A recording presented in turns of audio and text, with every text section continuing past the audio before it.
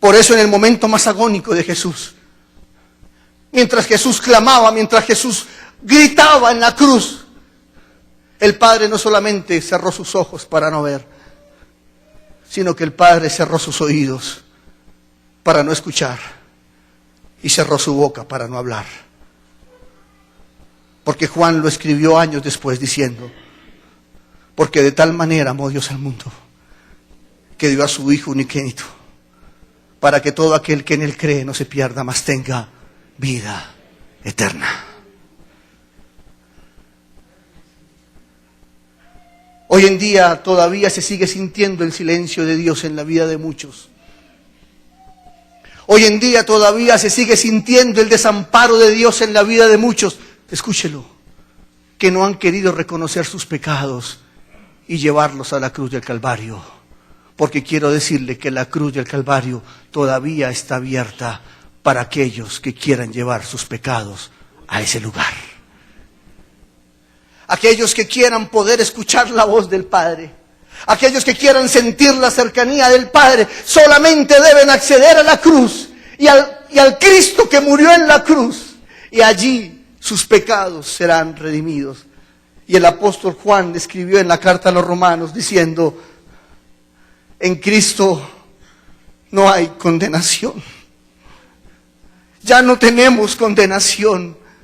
Ya hoy tú y yo no somos culpables de nuestro pecado, porque nuestra carga, nuestras culpas, nuestros errores y nuestras fallas, todas quedaron expuestas en la cruz del Calvario, gracias al sacrificio de Cristo y gracias al silencio del Padre. ¡Qué glorioso!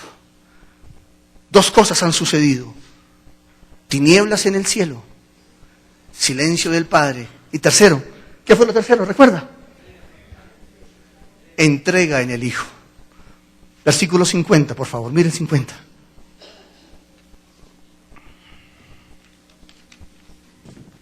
Mas Jesús, habiendo otra vez clamado a gran voz, ¿qué dice? Entregó. Esta fue la entrega del Hijo. A la hora del sacrificio, el Hijo entregó su espíritu.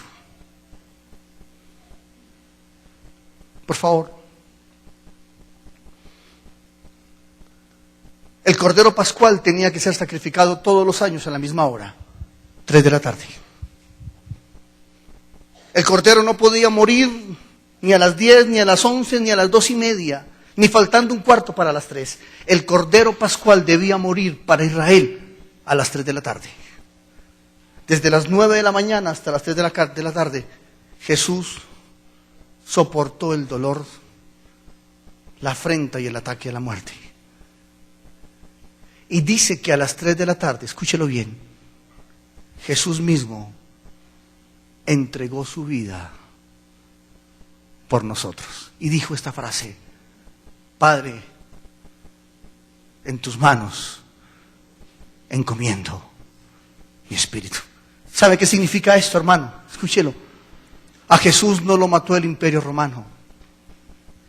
A Jesús no lo mató el Sanedrín. A Jesús no lo mataron los sacerdotes. A Jesús no lo crucificó el pueblo. A Jesús no lo mató Pilatos ni Herodes. Jesús decidió morir voluntariamente por nosotros. ¿Sabe por qué? Para que la redención del mundo, ningún otro fuera glorificado, sino Cristo Jesús. Para que por ningún otro medio y ningún otro canal el ser humano tuviera acceso a Él, sino por medio de la obra expiatoria, escúchelo, y de la obra que Cristo mismo se entregó por amor a nosotros. Nadie mató a Cristo. Él se entregó voluntariamente por amor a ti y a mí. Cristo, escuche, usted dirá: ¿y cómo sabía Cristo que era a las 3 de la tarde? ¿Será que había un reloj en el Gólgota? Él es el Señor de los tiempos. Él es el principio y el fin, el alfa y la omega. Él sabía que a la hora perfecta Él decidió morir por nosotros. ¿Saben qué significa? Que fue una muerte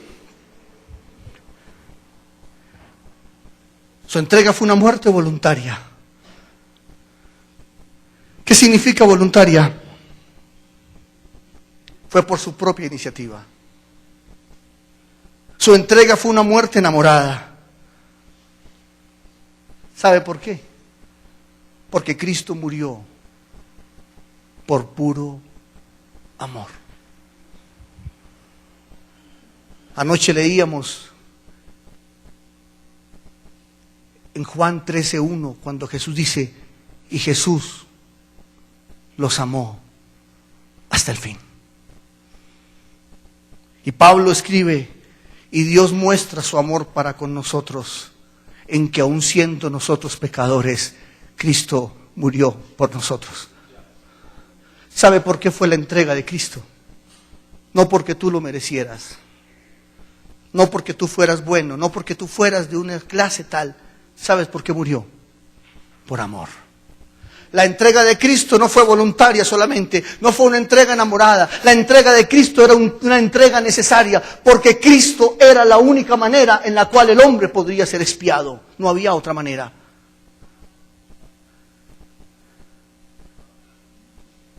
Y a mí me apasiona entender que la entrega de Cristo aún hoy está en vigencia para todo aquel que siga y quiera correr hacia Él. Cristo es vigente, Cristo es vida y Cristo es alguien a quien tú puedes encontrar si lo quieres buscar. Oiga, hermano, qué glorioso es este Cristo. Oh, precioso, precioso. Y a las 3 de la tarde el Hijo de Dios entrega su vida y se produce el tercer suceso. Entonces, recopilemos. Tinieblas en el cielo, silencio en el Padre, entrega en el Hijo. ¿Y el cuarto cuál fue? Ruptura en el templo. Versículo 51. Y he aquí, el velo del templo se rasgó en dos, de arriba a abajo. Cuando Cristo murió,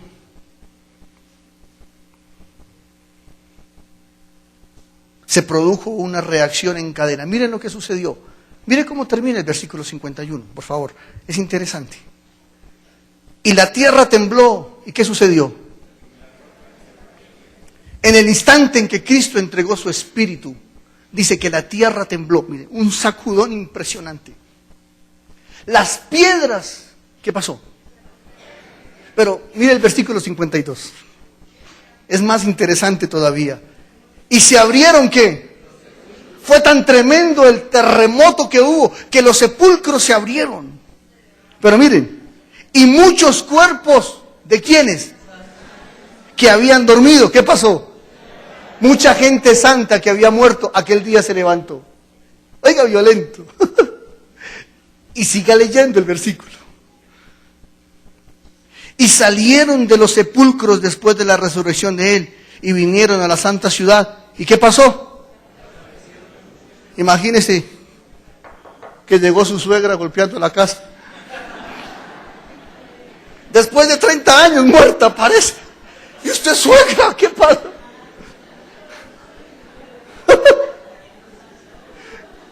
Se levantaron los muertos aquel día, pero los muertos justos y santos, dice, y regresaron a los suyos y se aparecieron y estuvieron.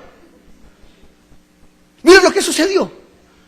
Terremotos, las piedras se partieron, los sepulcros se abrieron, los muertos se levantaron y caminaron por Jerusalén. Pero eso no fue lo más extraordinario que pasó aquel día. ¿Qué fue lo más glorioso que pasó aquel día? Que el velo del templo se rasgó en dos. Permítanme contarle esto. Desde los días de Moisés había sido instaurado un sistema de culto para entrar a la presencia de Dios.